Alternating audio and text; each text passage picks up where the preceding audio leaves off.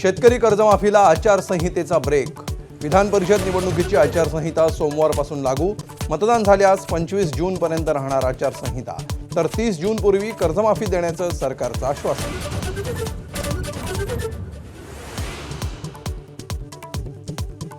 Petrol आणि डिझेलच्या दरांमध्ये पुन्हा वाढ। पेट्रोल 86 पैसे तर डिझेल प्रति लिटर 83 पैशांनी महागलं। 4 दिवसातली दुसरी दरवाढ।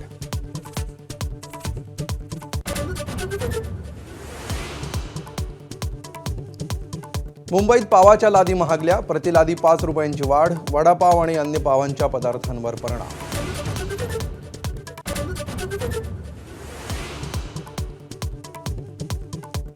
आर्थिक वादळ येतंय, सामान्य जनता उद्ध्वस्त होणार, फक्त अदानी अंबानी वाचणार। राहुल गांधींचा मोदी सरकारवर हल्लाबोल।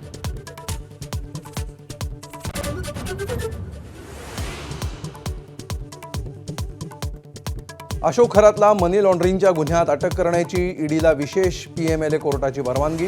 उद्या पुन्हा कोर्टात हजर करून कोठडीची ईडी मागणी करणार।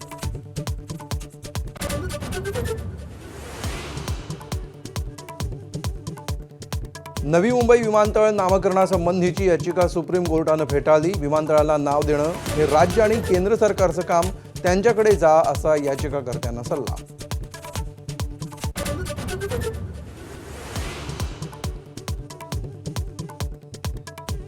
पुण्यातील सावित्रीबाई फुले पुणे विद्यापीठात इंजिनिअरिंगच्या विद्यार्थ्यांचं आंदोलन। कॅरी ऑनच्या मागणीसाठी विद्यार्थी पुन्हा आक्रमक। एबीपी माझा, उघडा डोळे बघा नीट।